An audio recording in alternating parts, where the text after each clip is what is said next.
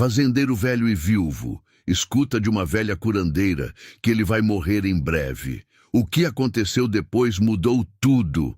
Assista até o final. Você não vai se arrepender. Comente o que você acha que vai acontecer. Sua opinião é muito importante. E se inscreva no meu canal para apoiar meu trabalho. Sua ajuda é muito importante. O sol ainda lutava para furar a neblina matinal quando Antônio Silva, de 72 anos, sentiu os ossos rangendo ao se levantar da cama de casal que há 15 anos dormia sozinho. Suas mãos calejadas tremeram ligeiramente ao segurar a xícara de café preto, um tremor que tentava ignorar há meses, mas que parecia piorar a cada amanhecer. A fazenda de 500 hectares que herdara do pai e do avô se estendia diante de seus olhos cansados, as cercas precisando de reparo, o gado espalhado pelos pastos secos daquele janeiro sufocante de 2024. Antônio sempre fora conhecido na região como um homem de poucas palavras e muito trabalho. Sua teimosia era lendária entre os vizinhos. Diziam que ele era capaz de discutir com uma porta se ela não abrisse do jeito que ele queria. Mas por trás daquela fachada rude, escondia um coração que sangrava todos os dias pela ausência de Margarida, sua esposa que partira aos 54 anos, deixando-o perdido em um mundo que de repente não fazia mais sentido. Desde então, sua rotina se tornara uma prisão voluntária. Acordar às 5 da manhã, verificar os animais, tomar o café amargo que nunca aprendera a adoçar, e passar o dia inteiro evitando qualquer conversa que pudesse despertar as lembranças que preferia manter trancadas no fundo do peito. Seus únicos companheiros eram Joaquim, seu funcionário de 30 anos que trabalhava na fazenda há uma década, e os animais que cuidava com a dedicação de quem não tinha mais nada a perder. Naquela manhã de janeiro, enquanto caminhava pelos pastos verificando o gado, algo no ar parecia diferente. O calor era mais pesado, os pássaros cantavam com menos alegria, e até mesmo as vacas pareciam inquietas, como se pressentissem que algo estava para acontecer. Antônio tentou afastar esses pensamentos supersticiosos, herança da avó italiana, que sempre dizia que os animais sentiam as mudanças antes dos humanos. Foi então que a viu. Apareceu como uma sombra entre as árvores do pasto norte, caminhando com passos firmes, apesar da idade avançada. Dona Benedita, a curandeira mais respeitada de toda a região, uma mulher de 80 anos cujos olhos azuis pareciam enxergar através das pessoas, diretamente em suas almas. Ela nunca visitava ninguém sem motivo, e o fato de estar ali, sem ser chamada, fez o estômago de Antônio se contrair de uma forma que não sentia há anos. "Bom dia, Antônio", disse ela com aquela voz que parecia vir de muito longe, carregada de sabedoria e mistérios que ele preferia não entender. "Dona Benedita", respondeu ele, tirando o chapéu de palha em sinal de respeito, mesmo sentindo um arrepio percorrer sua espinha enrugada pelo sol. "A senhora anda perdida? Sua casa fica a mais de 10 quilômetros daqui." A velha curandeira não respondeu imediatamente. Seus olhos turvos, mas penetrantes, fixaram-se nele com uma intensidade que o fez recuar um passo. Ela ergueu uma mão ossuda, apontando diretamente para seu peito, e quando falou, suas palavras caíram como pedras na água parada de sua rotina. "Seu tempo neste mundo está chegando ao fim, Antônio Silva. Antes que o próximo inverno chegue, você não estará mais aqui entre nós." O mundo pareceu parar. O mugido das vacas ao longe se transformou em um eco distante, o vento que balançava as folhas das árvores cessou completamente, e por um momento Antônio sentiu como se estivesse suspenso no ar, sem chão sob os pés. Suas mãos, que seguravam firmes a cerca de arame, começaram a tremer de forma incontrolável. O que a senhora está dizendo?" conseguiu murmurar, sua voz saindo mais fraca do que pretendia. Dona Benedita continuou olhando para ele com aquela expressão que misturava compaixão e determinação. Não é uma ameaça, meu filho. É apenas o que vejo, o que sempre vi e o que preciso dizer para aqueles que precisam ouvir.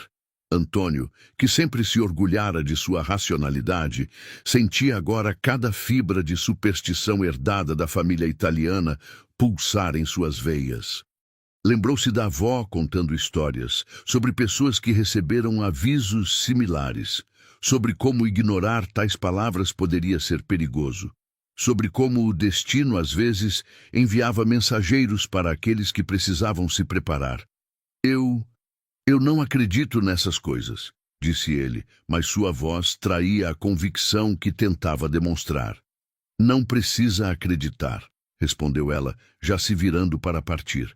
Mas precisa viver, de verdade, enquanto ainda há tempo. E assim como aparecera, Dona Benedita desapareceu entre as árvores, deixando Antônio sozinho com suas vacas, seu tremor nas mãos e um peso no peito que parecia crescer a cada segundo que passava. Ele ficou ali parado por longos minutos, tentando processar o que acabara de acontecer, tentando convencer-se de que tudo não passava de superstição de gente velha. Mas o tremor em suas mãos não parava, e pela primeira vez em 15 anos, Antônio Silva se sentiu verdadeiramente assustado. Quando finalmente conseguiu se mover, dirigiu-se de volta à casa com passos pesados. A construção de tijolos à vista, com suas janelas azuis desbotadas pelo tempo, parecia menor do que quando saíra pela manhã. Cada cômodo ecoava com lembranças de Margarida. A cozinha onde ela preparava seus doces famosos, a sala onde ela bordava nas tardes de domingo, o quarto onde ela adoecera e onde ele ainda dormia sozinho, cercado por fantasmas do passado. Sentou-se na varanda, observando o movimento do gado ao longe. Mas sua mente estava longe dali. As palavras de Dona Benedita ecoavam em sua cabeça como um sino fúnebre, e por mais que tentasse, não conseguia afastá-las. Antes que o próximo inverno chegue. Eram apenas 6 meses. 6 meses para fazer o quê? Para se despedir de quem? Sua filha Clara vivia na cidade há 20 anos e mal o visitava. Joaquim era praticamente sua única companhia, mas mesmo com ele mantinha uma distância respeitosa, como se intimidade fosse um luxo que não podia se permitir. O almoço passou despercebido. Antônio mexeu o feijão no prato sem vontade. O arroz parecia papel na boca. E até mesmo o pedaço de carne que Joaquim trouxera da cidade no dia anterior não tinha sabor. Cada garfada era um esforço, cada movimento uma lembrança de que talvez estivesse contando seus últimos dias. À tarde, quando Joaquim chegou para ajudar com os animais, Antônio o observou com outros olhos. O rapaz era alto, forte, com aquele sorriso fácil que sempre o irritara um pouco por ser tão parecido com o próprio sorriso quando tinha a mesma idade. Joaquim falava pouco, trabalhava muito e havia se tornado indispensável na rotina da fazenda. Mas Antônio percebeu, com um aperto no coração, que não sabia quase nada sobre a vida pessoal do rapaz. Joaquim, chamou ele, tentando parecer casual enquanto ajudava a consertar uma cerca. Você tem família na cidade? O rapaz pareceu surpreso com a pergunta. Em 10 anos de trabalho conjunto, conversas pessoais eram raras. Tenho minha mãe, seu Antônio. Mora sozinha desde que meu pai partiu há 5 anos. E namorada. Alguém especial? Joaquim sorriu, mas havia algo de triste naquele sorriso. Tinha seu Antônio. Mas ela disse que não queria namorar com alguém que cheira a boi e tem terra debaixo da unha. A resposta atingiu Antônio como um soco no estômago. Ali estava um rapaz que ele considerava quase como um filho substituto, sofrendo por amor, e ele nem sabia. Quantas outras dores, quantas outras alegrias havia perdido por manter todo mundo à distância. Naquela noite, sozinho na casa silenciosa, Antônio não conseguiu dormir. Levantou-se várias vezes, caminhando pelos cômodos como um fantasma em sua própria casa. Na cozinha, abriu a geladeira e viu os mesmos alimentos de sempre: queijo, linguiça, ovos, leite. Uma alimentação de homem solitário que há muito tempo desistira de cozinhar para alguém. No quarto, abriu o guarda-roupa e se deparou com as roupas de Margarida, ainda penduradas do lado esquerdo, como se ela fosse voltar a qualquer momento. O perfume dela já havia desaparecido há anos, mas ele ainda sentia seu cheiro toda vez que abria aquela porta. Pegou um dos vestidos, azul com flores pequenas, aquele que ela usava nos domingos para ir à missa, e o apertou contra o peito, sentindo lágrimas que não derramava há anos rolarem por seu rosto barbudo. Margarida, sussurrou para o vazio. Se você pudesse me dar um sinal, qualquer coisa, me dizer o que eu devo fazer.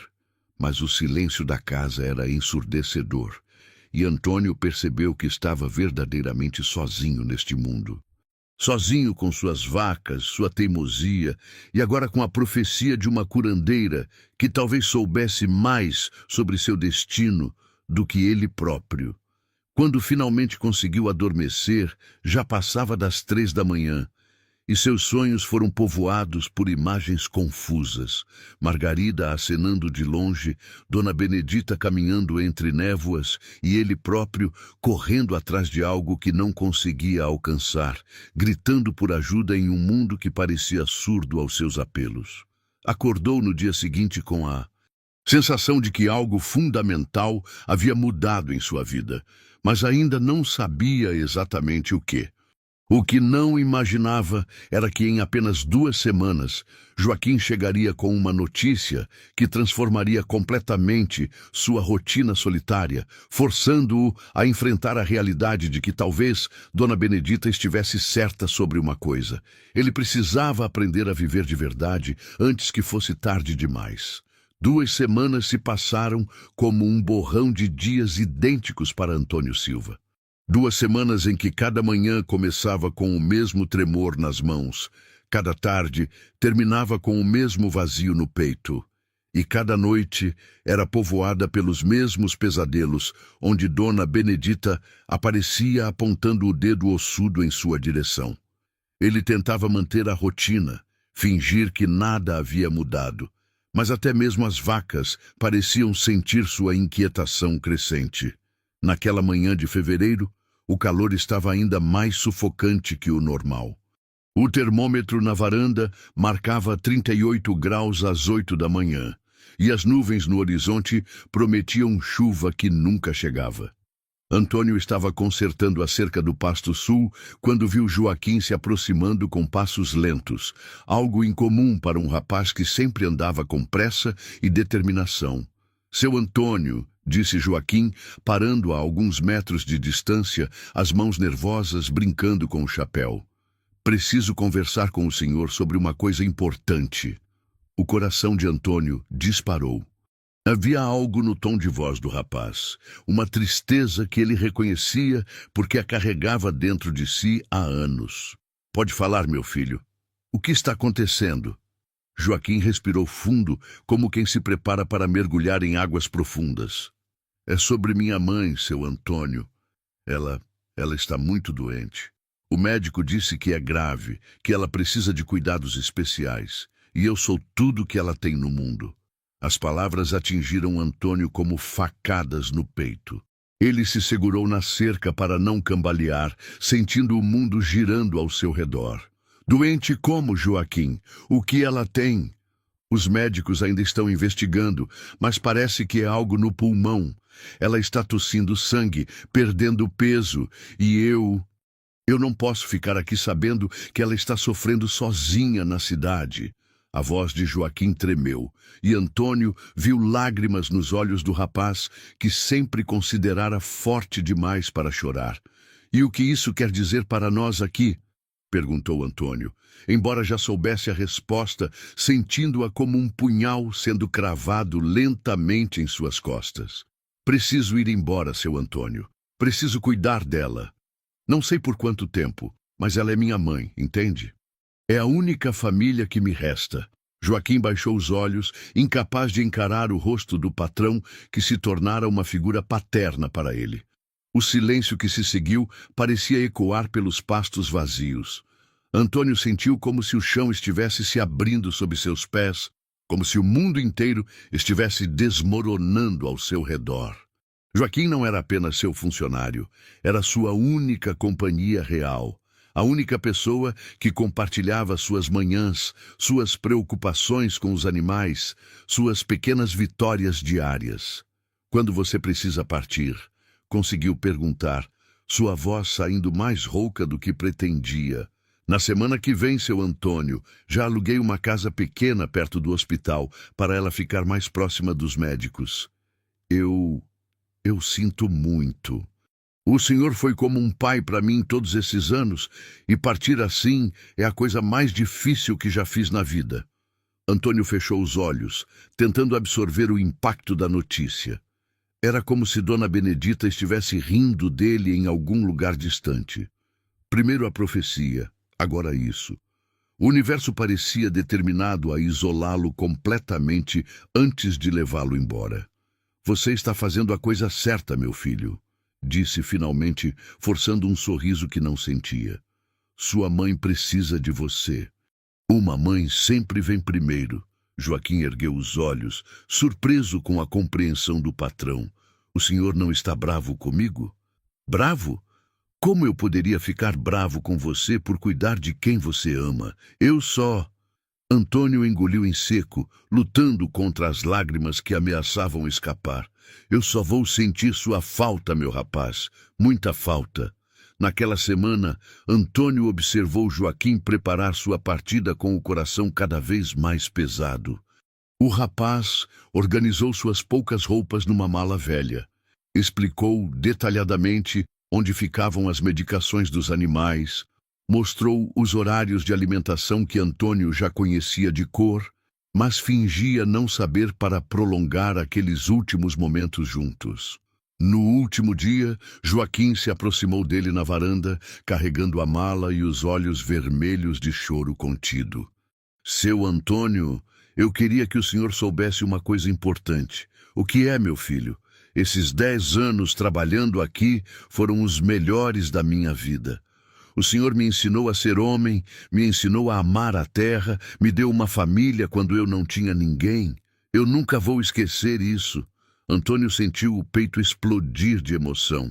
Sem conseguir se conter, abraçou o rapaz pela primeira vez em 10 anos, um abraço apertado que dizia tudo que suas palavras não conseguiam expressar.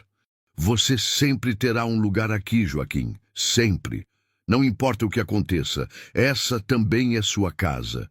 Quando o ônibus que levaria Joaquim para a cidade desapareceu na curva da estrada, Antônio ficou parado no portão da fazenda por mais de 1 hora, olhando para o ponto onde havia visto seu filho do coração pela última vez.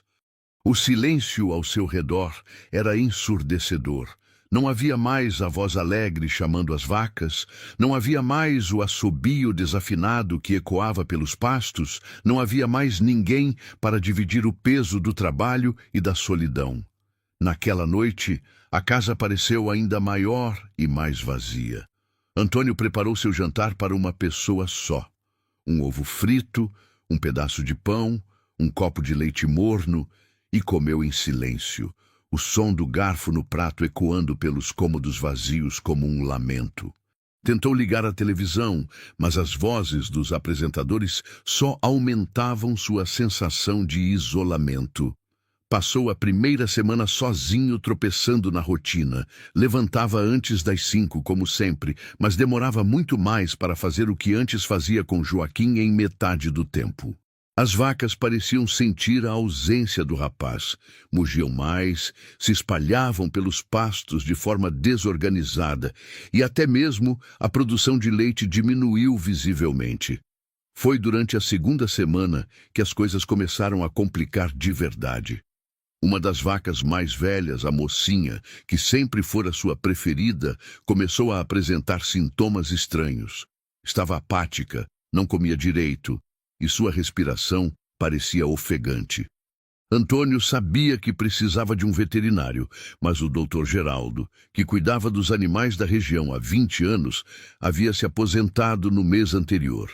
Foi a vizinha mais próxima, Dona Lourdes, que morava a 3 quilômetros de distância, quem lhe deu a informação que mudaria tudo. Antônio, chegou uma veterinária nova na cidade. É uma mulher, coisa rara por essas bandas, mas dizem que é muito competente. Se chama Doutora Carmen. A ideia de ter uma mulher cuidando de seus animais deixou Antônio desconfortável. Não por machismo, mas porque há 15 anos ele só lidava com homens.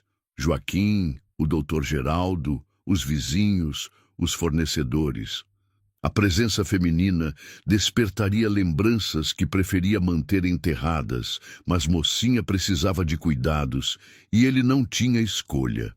Quando a doutora Carmen chegou na fazenda naquela tarde de março, Antônio ficou surpreso. Esperava uma mulher mais velha, talvez austera e sisuda, mas encontrou uma mulher de aproximadamente 45 anos, cabelos castanhos presos num rabo de cavalo prático, roupas de trabalho bem cuidadas e um sorriso profissional que, ao mesmo tempo, era caloroso e confiante. Senhor Antônio Silva? Perguntou ela, estendendo a mão. Sou a doutora Carmen Vieira. Ouvi falar que tem uma vaca precisando de cuidados. A mão dela era firme, calejada pelo trabalho, mas feminina o suficiente para despertar em Antônio sensações que há anos ele mantinha dormentes. É a mocinha, doutora. Está meio desanimada, sem comer direito. Enquanto Carmen examinava a vaca, Antônio a observou discretamente. Havia algo em seus movimentos que revelava não apenas competência profissional, mas também uma gentileza genuína com os animais. Mocinha, que sempre era arredia com estranhos, se deixou examinar sem resistência, como se sentisse que estava em boas mãos. É uma infecção respiratória, diagnosticou ela após alguns minutos. Não é grave, mas precisa de tratamento. Vou deixar os medicamentos e as instruções. Em uma semana ela estará bem. Foi então que Antônio percebeu algo que o pegou desprevenido. Quando Carmen sorriu, explicando o tratamento, houve um brilho em seus olhos que ele não via em ninguém há muito tempo. Um brilho de quem genuinamente se importava, de quem encontrava propósito em ajudar. A senhora é nova na região? Perguntou ele, tentando soar casual. Sou. Me mudei da capital há 3 meses. Estava precisando de um recomeço. Sabe como é? Havia algo de melancólico em sua voz, uma tristeza escondida que Antônio reconheceu porque a carregava em si mesmo. E está gostando do interior? Carmen hesitou por um momento antes de responder. Ainda estou me adaptando. É bem diferente da cidade grande, mais silencioso, mais solitário. Aquela palavra, solitário, ficou ecoando na mente de Antônio muito depois de Carmen partir. Havia algo na forma, como ela disse, uma vulnerabilidade que ela tentou disfarçar, mas que ele captou porque a reconhecia em si mesmo. Naquela noite, pela primeira vez em semanas, Antônio não conseguiu tirar alguém da cabeça. Não conseguia parar de pensar no sorriso da doutora Carmen, na forma gentil como tratara a mocinha, na tristeza escondida em seus olhos quando mencionou a solidão do interior. Foi então que o telefone tocou, rompendo o silêncio da casa como um grito na madrugada. Era quase 10 da noite, horário em que ninguém ligava para ele, e Antônio sentiu o coração acelerar enquanto caminhava até o aparelho antigo na cozinha. Alô? Atendeu com voz cautelosa. Pai, é a Clara. A voz de sua filha do outro lado da linha fez todo o seu corpo se contrair. Clara só ligava quando havia problemas, e ele não falava com ela há mais de 3 meses. Clara, o que aconteceu? Está tudo bem com as crianças? Pai, eu preciso conversar com o senhor sobre uma coisa muito importante. Posso ir aí amanhã? O tom de voz dela estava carregado de uma urgência que Antônio não conseguia decifrar, mas que fez seu estômago se contorcer de ansiedade. Claro, minha filha, mas me diz logo o que está acontecendo. Você está me deixando preocupado. É melhor conversarmos pessoalmente, pai. É sobre... Bem, é sobre o futuro. O futuro de todos nós. Depois que desligou o telefone, Antônio ficou parado na cozinha escura, sentindo como se o mundo estivesse desmoronando ao seu redor em câmera lenta. Primeiro a profecia de Dona Benedita, depois a partida de Joaquim, agora Clara com problemas misteriosos. Era como se todas as peças de sua vida estivessem sendo removidas uma por uma, deixando-o cada vez mais isolado e vulnerável. Não conseguiu dormir naquela noite, imaginando que tipo de conversa sobre o futuro de todos nós sua filha queria ter. E no fundo do coração, uma voz sussurrava que talvez Dona Benedita estivesse mesmo certa. Talvez seu tempo realmente estivesse chegando ao fim, e o universo estivesse preparando sua partida, afastando dele todas as pessoas que ainda restavam em sua vida. Clara chegou na manhã seguinte, dirigindo um carro que Antônio não reconheceu, mais novo e reluzente que qualquer veículo que já havia pisado na terra de sua fazenda. Ela desceu com movimentos apressados, vestindo roupas da cidade que pareciam deslocadas naquele ambiente rural. Salto alto que afundava na terra, blusa clara que já mostrava manchas de suor, e óculos escuros que escondiam expressões que ele não conseguia decifrar. "Oi, pai", disse ela, dando-lhe um abraço rápido e protocolar, daqueles que não aquecem o coração nem aproximam as pessoas. Antônio sentiu a rigidez do corpo da filha, como se ela estivesse se forçando a demonstrar uma afetividade que não sentia.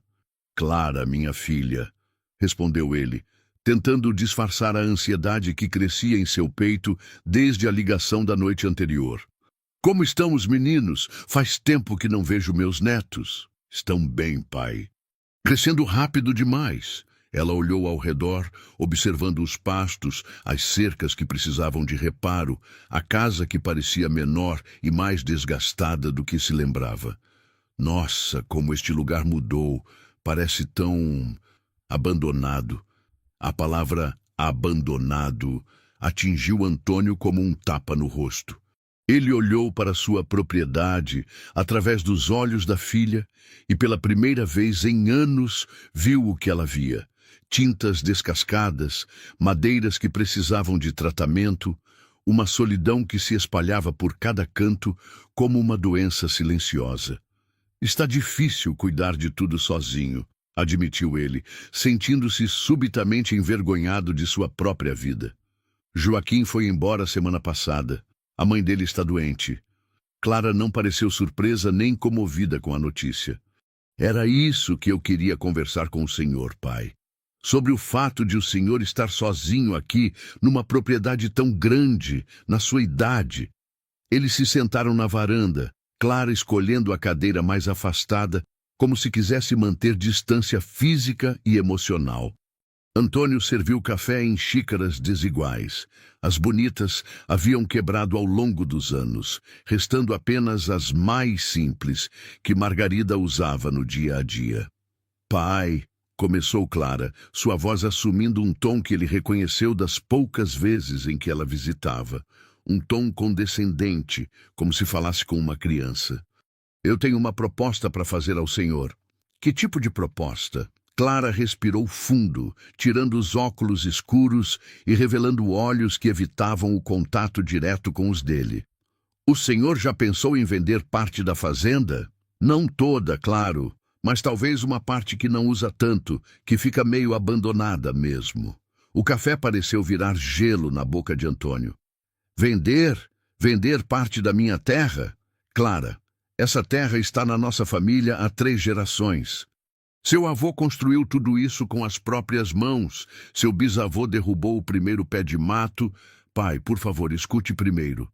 Ela se inclinou para a frente, suas mãos se movendo nervosamente. "Eu sei que esta terra tem valor sentimental, mas o senhor precisa ser prático.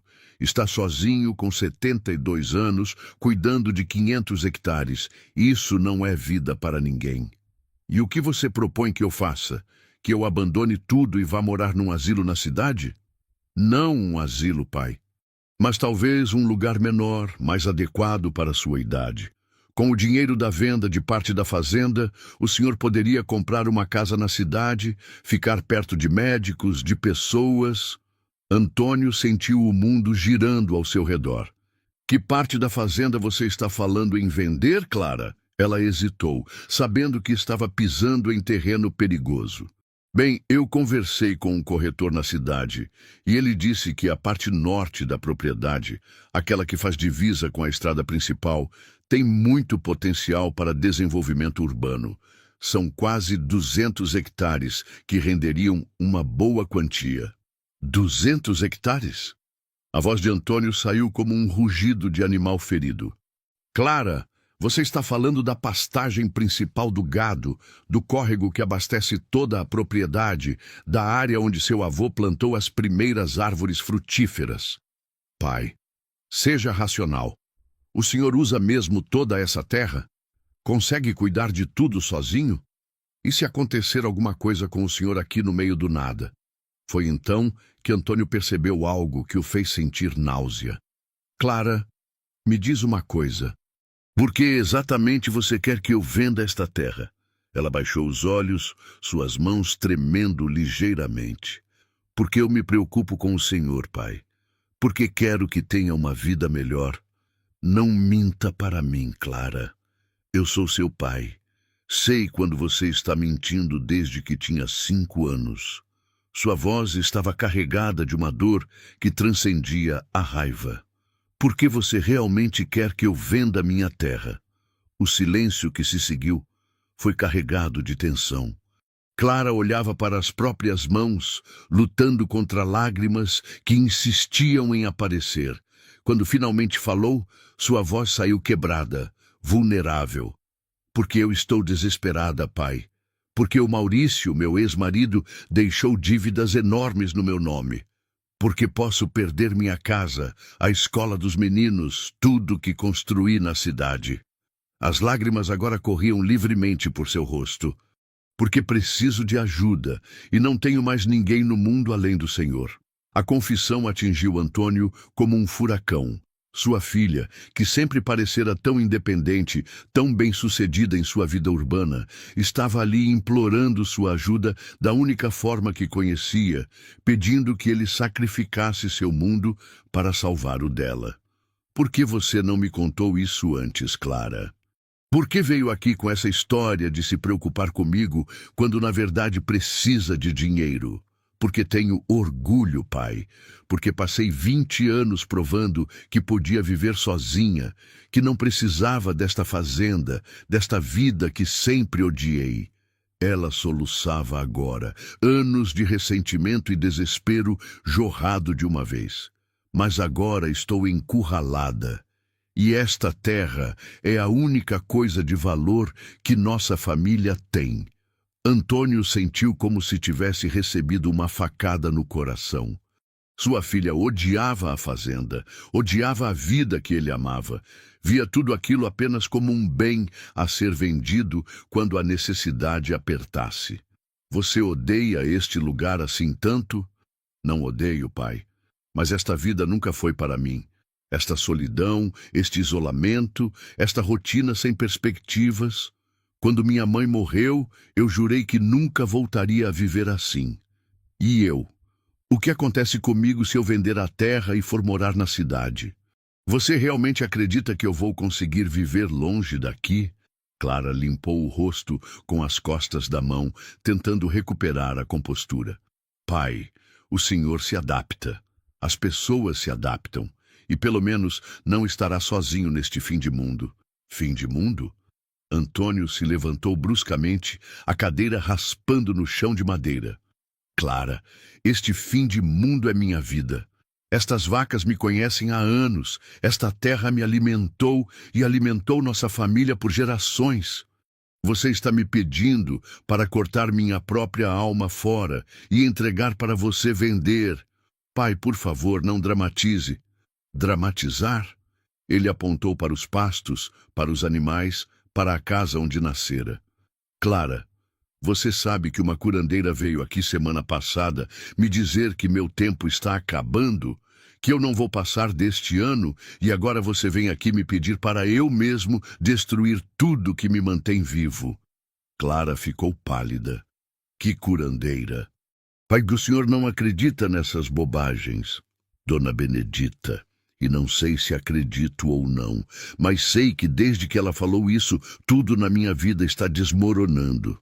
Joaquim foi embora, agora você vem querer me tirar daqui. Parece que o universo inteiro está conspirando para eu acabar sozinho e perdido. Eles ficaram em silêncio por longos minutos, cada um perdido em seus próprios pensamentos.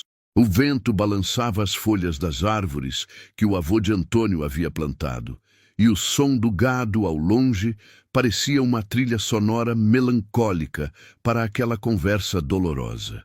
Pai, disse Clara finalmente, sua voz mais suave. Eu não quero tirar o senhor daqui contra sua vontade, mas preciso que entenda a minha situação. São 150 mil de dívidas. Se eu não pagar em 3 meses, vou perder tudo. 150 mil reais? Antônio sentiu como se tivesse levado um soco no estômago. Clara, como você conseguiu dever tanto dinheiro? O Maurício usou meu nome para pegar empréstimos para a empresa dele. Quando ela faliu, as dívidas ficaram comigo. Eu tentei resolver sozinha. Vendi meu carro, cancelei os planos de saúde dos meninos, mas não é suficiente. Antônio olhou para a filha. Realmente olhou pela primeira vez desde que ela chegara. Viu as olheiras que a maquiagem não conseguia esconder, as roupas caras que provavelmente haviam sido compradas antes da crise, as unhas roídas de ansiedade. Sua filha estava sofrendo, e ele havia estado tão perdido em sua própria dor que não percebera. E seus netos, Clara, como estão lidando com isso tudo? Eles não sabem de nada ainda, mas se eu perder a casa, vão saber logo. Ela suspirou profundamente. Pai, eu sei que estou pedindo muito. Sei que esta terra significa tudo para o senhor, mas meus filhos são tudo para mim. Antônio fechou os olhos, sentindo o peso do mundo sobre seus ombros. De um lado, a terra que era sua razão de viver, sua identidade, sua conexão com as gerações passadas. Do outro, sua filha e seus netos, que precisavam de sua ajuda para não perder tudo. Preciso pensar, Clara. Isso não é uma decisão que se toma de uma hora para outra. Quanto tempo o senhor precisa? Não sei. Um tempo. Clara se levantou, pegando a bolsa com movimentos cansados. Pai, eu entendo que seja difícil, mas por favor, lembre-se de que somos sua família. Somos tudo que o senhor tem no mundo, assim como o senhor é tudo que nós temos. Depois que Clara partiu, Antônio ficou sozinho na varanda, sentindo-se mais devastado do que jamais se sentira na vida. Em conversa havia revelado verdades dolorosas de ambos os lados. A filha que odiava a vida rural e via a fazenda apenas como um recurso financeiro, e ele mesmo, que estava tão isolado em sua dor que não percebera o desespero da própria filha. Naquela tarde, enquanto caminhava pelos pastos tentando colocar os pensamentos em ordem, Antônio notou algo preocupante. O córrego, que sempre correra forte pela propriedade, estava com um nível visivelmente mais baixo. As vacas se aglomeravam ao redor dos poucos pontos onde ainda havia água corrente, e algumas áreas que sempre foram verdejantes começavam a mostrar sinais de ressecamento. Era março, e a chuva, que deveria ter chegado em fevereiro, ainda não havia dado o ar da graça. O calor estava cada dia mais intenso, e os meteorologistas na rádio falavam de uma estiagem que poderia se prolongar por meses. Foi então que Antônio percebeu a cruel ironia de sua situação. Sua filha queria que ele vendesse parte da fazenda exatamente no momento em que uma seca se aproximava, no momento em que ele mais precisaria de toda a sua terra para manter o gado vivo. Se vendesse os 200 hectares da parte norte, perderia não apenas a pastagem principal, mas também o acesso ao córrego que alimentava toda a propriedade. Naquela noite, sozinho na casa silenciosa, Antônio abriu uma garrafa de cachaça que guardava para ocasiões especiais, embora não conseguisse lembrar qual havia sido a última ocasião especial de sua vida. Cada gole queimava a garganta, mas não conseguia aliviar a dor que crescia em seu peito. Olhou para o telefone pensando em ligar para Clara, em tentar explicar sobre a seca, sobre o que significaria vender justamente aquela parte da fazenda. Mas sabia que ela não entenderia. Para ela, terra era terra, pastagem era pastagem, e dinheiro era a única coisa que importava naquele momento. Depois do terceiro copo, pegou-se falando sozinho, algo que nunca fizera antes. Margarida, minha querida, me diz o que eu faço. Nossa filha está desesperada, precisa de ajuda, mas ela quer que eu destrua tudo que você e eu construímos juntos. E eu não sei se tenho força para recomeçar em outro lugar.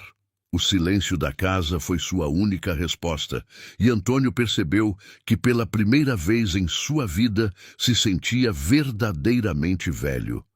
Não velho de idade, mas velho de alma, cansado de lutar, cansado de tomar decisões difíceis, cansado de estar sempre sozinho quando mais precisava de companhia. Foi então que o telefone tocou, rompendo o silêncio como um grito na madrugada. Eram quase 11 da noite e Antônio cambaleou até o aparelho, o álcool dificultando seus movimentos. Alô? Seu Antônio, aqui é a doutora Carmen. Desculpe ligar tão tarde, mas recebo uma ligação da dona Lourdes dizendo que suas vacas estão muito agitadas, mugindo sem parar. Ela está preocupada que possa ser alguma coisa séria. A voz de Carmen do outro lado da linha trouxe um alívio inesperado para Antônio. Era a primeira vez em dias que alguém demonstrava preocupação genuína com ele e com seus animais, sem segundas intenções, sem pedir nada em troca. Eu não tinha percebido, admitiu ele, percebendo que realmente havia um mugido constante vindo dos pastos. A senhora pode vir dar uma olhada? Claro, seu Antônio. Chego aí em 15 minutos. Quando desligou o telefone, Antônio sentiu algo que não sentia há semanas. Esperança. Talvez não estivesse completamente sozinho neste mundo. Talvez ainda houvesse pessoas dispostas a ajudar, sem pedir nada em troca. Mas enquanto se preparava para receber a veterinária, uma pergunta o atormentava. E se as vacas estivessem agitadas, porque sentiam algo que ele ainda não havia percebido? E se a seca fosse pior do que imaginava? E se Clara estivesse certa, e ele realmente não conseguisse mais cuidar sozinho de tudo aquilo?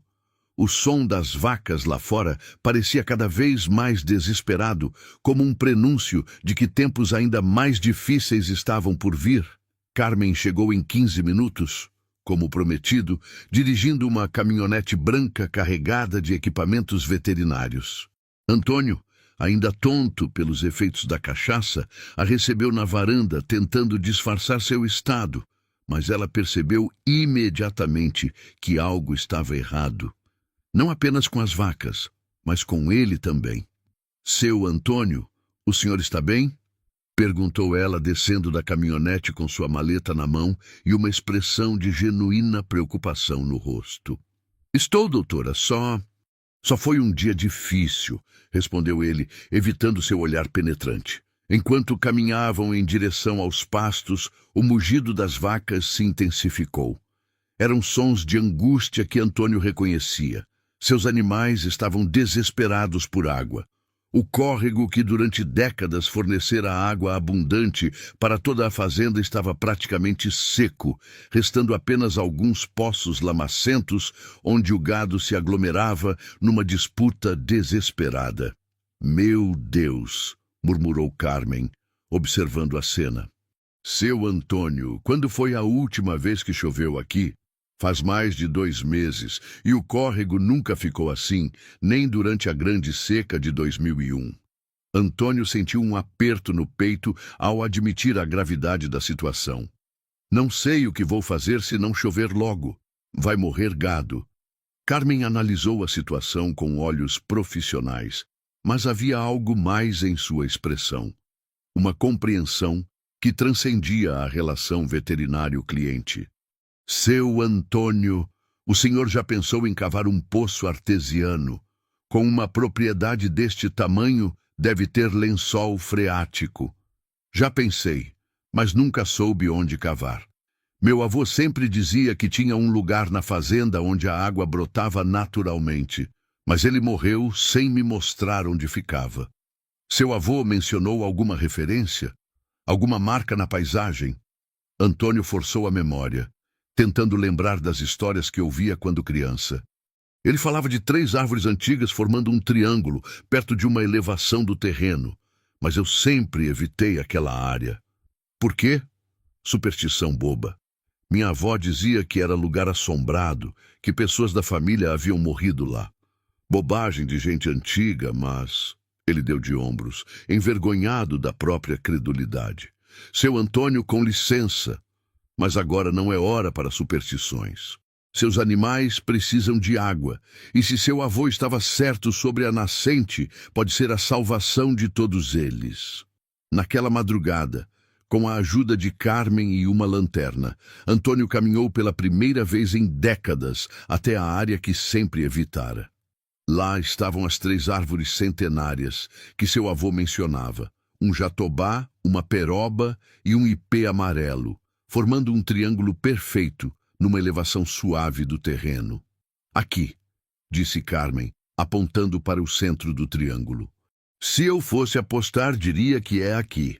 No dia seguinte, Antônio contratou um poceiro da cidade, um homem experiente que trouxe equipamentos adequados para a perfuração. A cada metro cavado, a expectativa crescia, mas também o medo de que aquilo fosse apenas mais uma desilusão em sua vida cheia de decepções recentes. Foi no 4º dia de escavação que aconteceu o milagre. A 20 metros de profundidade, o poceiro gritou de alegria. Acertamos, seu Antônio. A água está jorrando. Antônio correu até a borda do poço e viu o que parecia impossível. Água limpa e abundante brotando da terra, como se a própria fazenda estivesse chorando lágrimas de alívio. A vazão era tão forte que em poucas horas formou um riacho que correu em direção aos pastos, levando vida de volta aos cantinhos ressecados de sua propriedade. As vacas, sentindo o cheiro da água fresca, correram mugindo de alegria em direção ao novo manancial. Pela primeira vez em semanas, Antônio sorriu genuinamente, vendo seus animais matando a sede com uma euforia que espelhava a sua própria. Carmen, que havia ficado durante todos os dias da escavação, ajudando e torcendo, abraçou-o espontaneamente quando a água começou a jorrar. Seu Antônio! O senhor conseguiu, salvou sua fazenda. O abraço durou mais tempo do que seria apropriado entre um fazendeiro e sua veterinária, mas nenhum dos dois se importou. Havia meses que Antônio não sentia o calor humano de um abraço verdadeiro, e Carmen, por sua vez, encontrara em sua preocupação com aquele homem teimoso uma conexão que não esperava sentir novamente. Foi naquela mesma tarde que Clara ligou. Sua voz carregada de ansiedade. Pai, eu pensei melhor sobre nossa conversa. Talvez possamos encontrar uma solução que não envolva vender a fazenda. Talvez eu possa pegar um empréstimo menor, vender meu apartamento. Clara, minha filha, preciso te contar uma coisa. Antônio olhou para o riacho que agora corria vigoroso pela sua propriedade. Descobriu uma nascente na fazenda. Uma nascente que produz água suficiente para abastecer não só meus animais, mas provavelmente toda a região. O silêncio do outro lado da linha foi longo. Como assim, pai?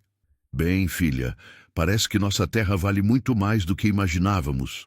Não apenas por causa da água, mas porque às vezes as soluções estão bem debaixo dos nossos pés, esperando que tenhamos coragem de cavar fundo o suficiente. Clara chorou ao telefone. Um choro de alívio misturado com culpa. Pai, eu peço desculpas por ter vindo aqui com aquela proposta. Eu estava desesperada. mas não tinha o direito de pedir que o Senhor destruísse sua vida para salvar a minha. Clara, você é minha filha. Eu sempre vou querer ajudar você. Mas agora encontramos um jeito melhor. Foi uma semana depois da descoberta da água que Joaquim apareceu na fazenda, carregando sua mala velha e um olhar que misturava vergonha com determinação. Antônio estava consertando uma cerca quando viu o rapaz caminhando pela estrada e seu coração quase saiu pela boca de alegria. Joaquim, meu filho, como está sua mãe? Ela melhorou? O rapaz parou a alguns metros de distância, suas mãos tremendo ligeiramente. Seu Antônio, preciso contar a verdade para o senhor. Minha mãe nunca esteve doente. Tudo não passou de uma mentira. O mundo pareceu parar ao redor de Antônio. Como assim? Uma mentira? Foi minha namorada, seu Antônio, a Patrícia. Ela inventou que minha mãe estava doente porque queria me tirar daqui. Dizia que trabalhar numa fazenda não era vida, que eu precisava arrumar um emprego de verdade na cidade. Joaquim baixou os olhos, incapaz de encarar o patrão que havia enganado. Eu descobri a mentira na semana passada, quando fui visitar minha mãe e a encontrei perfeitamente bem, sem entender por que eu havia aparecido lá falando de doença. Antônio sentiu uma mistura de raiva e alívio que quase o derrubou. E você acreditou nela sem verificar? Eu estava apaixonado, seu Antônio, cego de paixão. Achei que ela queria o meu bem, que sabia o que era melhor para mim. Joaquim ergueu os olhos, que brilhavam com lágrimas contidas. Mas descobri que ela já tinha outro namorado na cidade, alguém com um emprego que ela considerava mais respeitável. Eu era só um bobo que ela manipulou para conseguir o que queria. E agora? O que você veio fazer aqui? Vim pedir perdão, seu Antônio, e perguntar se ainda tem lugar para mim nesta fazenda. Porque descobri que este é meu lugar no mundo, que o Senhor é minha verdadeira família e que prefiro cheirar a boi e ter terra debaixo da unha, trabalhando numa terra que amo, do que usar terno numa cidade que me sufoca. Antônio não conseguiu conter as lágrimas. Abraçou Joaquim, como um pai abraça um filho que volta para casa. E naquele momento sentiu que uma das peças mais importantes de sua vida havia se encaixado novamente no lugar certo. Foi naquela mesma semana que Dona Benedita apareceu novamente na fazenda. Mas desta vez não estava sozinha. Uma jovem de aproximadamente 30 anos a acompanhava, carregando uma pasta e vestindo roupas simples, mas elegantes. "Bom dia, Antônio", disse a curandeira com aquele sorriso enigmático que ele aprendera a temer e respeitar ao mesmo tempo. "Dona Benedita", respondeu ele tirando o chapéu, "veio verificar se sua profecia se cumpriu?" "Na verdade, vim apresentar minha neta, Beatriz. Ela é psicóloga, formada na capital, e tem uma coisa importante para contar ao senhor." A jovem se aproximou com um sorriso caloroso e estendeu a mão. "Senhor Antônio, é um prazer conhecê-lo. Minha avó me falou muito sobre o senhor. Só coisas boas, eu espero", disse ele, ainda desconfiado. Beatriz riu, um som cristalino que trouxe leveza para o momento tenso. "Senhor Antônio, preciso fazer uma confissão. Minha avó nunca foi realmente uma curandeira no sentido tradicional da palavra. Ela é, na verdade, uma espécie de terapeuta comunitária não convencional." Antônio franziu a testa, não entendendo aonde aquela conversa queria chegar. "Como assim?" "Há anos, ela observa pessoas idosas na região que estão se isolando perigosamente do mundo, entrando em depressão profunda, perdendo a vontade de viver. Estatisticamente, homens, na sua faixa etária que vivem isolados, têm expectativa de vida muito menor do que aqueles que mantêm conexões sociais. E o que isso tem a ver com a profecia que ela me fez?" Dona Benedita tomou a palavra, seus olhos brilhando com uma sabedoria que agora Antônio entendia melhor. "Antônio, quando eu disse que seu tempo estava acabando, Não estava mentindo. Estava acabando mesmo. O tempo de você viver como um fantasma em sua própria vida. Não entendo. Beatriz continuou a explicação. Senhor Antônio, minha avó criou um método não convencional de intervenção psicológica. Ela identifica pessoas que estão caminhando para um isolamento perigoso e cria uma urgência emocional que as força a reagir, a se reconectar com a vida. Você quer dizer que tudo foi uma farsa? Não uma farsa, disse Dona Benedita com gentileza. Uma oportunidade. Observe o que aconteceu na sua vida desde nossa conversa. Você se reconectou com sua filha, mesmo que tenha sido através de um conflito. Conheceu a doutora Carmen, que trouxe não apenas cuidados para seus animais, mas também companhia para sua solidão. Reencontrou Joaquim, que aprendeu o valor da honestidade e da lealdade. E mais importante, descobriu recursos em sua própria terra que nem imaginava possuir. Antônio ficou em silêncio por longos minutos, processando aquela revelação. Então a senhora sabia que eu ia descobrir a nascente? Não sabia especificamente sobre a água, admitiu Dona Benedita, mas sabia que se você saísse de sua zona de conforto, se enfrentasse seus medos e superstições, encontraria soluções que não via enquanto estava isolado em sua dor. E se eu tivesse reagido mal, se tivesse desistido de tudo? Beatriz sorriu. Senhor Antônio, minha avó observa as pessoas por muito tempo antes de intervir. Ela sabia que o senhor tinha força interior suficiente para enfrentar os desafios. Sabia que, no fundo, queria viver, mas precisava de um empurrão para sair da inércia. Naquela tarde, após a partida de Dona Benedita e sua neta, Antônio se sentou na varanda com Carmen, que havia se tornado presença constante em sua vida. Joaquim estava no pasto, assobiando desafinado enquanto cuidava do gado, e o som da água correndo pelo novo riacho criava uma trilha sonora de paz e renovação. Carmen, disse ele, tomando coragem para falar algo que vinha pensando há dias. Por que você realmente se mudou da capital para cá? Ela suspirou, olhando para o horizonte onde o sol começava a se pôr. Porque meu casamento de 20 anos terminou de forma muito dolorosa. Porque descobri que meu ex-marido tinha uma família paralela há 5 anos. Porque precisava de um lugar onde pudesse recomeçar sem ser bombardeada por lembranças do que perdi. E está conseguindo recomeçar? Ela o olhou com um sorriso que misturava tristeza e esperança. Aos poucos. E o senhor me ajudou muito nesse processo, Antônio. Cuidar dos seus animais, acompanhar sua luta para salvar a fazenda, ver sua determinação.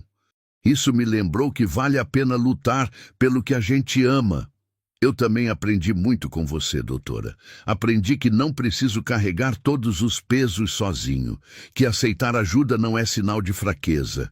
Naquela noite, Clara ligou com uma proposta diferente. Pai, eu estava pensando, que tal se eu e os meninos passássemos as próximas férias aí na fazenda? Eles nunca realmente conheceram a vida no campo, e talvez seja bom para todos nós. Você tem certeza, filha? Aqui não tem shopping, não tem cinema. Pai, tem algo muito mais importante. Tem o Senhor. E eu percebi que durante todos esses anos, tentando provar que podia viver sem a fazenda, eu estava, na verdade, fugindo de quem eu realmente sou. Sou filha desta terra tanto quanto o Senhor é filho dela. 3 meses depois, numa manhã de junho ensolarada, Antônio acordou não com o tremor nas mãos que o atormentara por tanto tempo, mas com o som alegre de seus netos brincando no quintal. Clara havia se mudado temporariamente para a fazenda com os filhos, e a casa, que por tantos anos ecoou apenas com silêncio, agora vibrava com risos e conversas. Joaquim não só havia voltado, mas trouxera 2 primos interessados em aprender agricultura sustentável. A fazenda se transformara numa espécie de escola informal, onde jovens da região vinham aprender técnicas tradicionais de manejo da terra. A nascente que descobrira não apenas salvara seus animais, mas atraíra a atenção de outros fazendeiros da região. Antônio se tornara uma referência em conservação de recursos hídricos, recebendo visitas de técnicos agrícolas e pesquisadores interessados em suas práticas sustentáveis. Carmen havia alugado uma casa na cidade, mas passava a maior parte dos dias na fazenda, não apenas cuidando dos animais, mas construindo com Antônio uma parceria que transcendia o profissional. Eles não falavam de casamento. Ambos haviam aprendido que o amor maduro se constrói no respeito mútuo e na companhia cotidiana, não em promessas grandiosas. Numa tarde de domingo, enquanto observava seus netos aprenderem a ordenhar vacas com Joaquim, Antônio se lembrou das palavras de Dona Benedita. Ela tinha razão. Seu tempo havia realmente acabado. O tempo da solidão, do isolamento, da dor não processada. Em seu lugar, havia nascido uma nova vida, cheia de propósito, conexões humanas e esperança no futuro. Vovô, gritou seu neto mais novo, um menino de 8 anos que havia se apaixonado pelos animais. A vaca mocinha teve bezerro, vem ver! Antônio sorriu, sentindo o coração transbordar de uma alegria que não sentia há décadas. Caminhou em direção ao estábulo, suas pernas firmes, suas mãos sem tremor, seu espírito finalmente em paz. A profecia de Dona Benedita havia se cumprido de forma inesperada. O velho Antônio, isolado e amargurado, realmente havia partido deste mundo. Em seu lugar, florescera um homem renovado, rodeado de amor, propósito e a certeza de que algumas vezes, para encontrarmos a vida, precisamos primeiro enfrentar a possibilidade de perdê-la. Enquanto segurava o bezerro recém-nascido nos braços, Antônio sussurrou uma oração de gratidão. Não apenas pela água que salvara sua fazenda, mas pela sabedoria de uma curandeira que sabia que, às vezes, as melhores profecias são aquelas que nos ensinam a criar nosso próprio destino.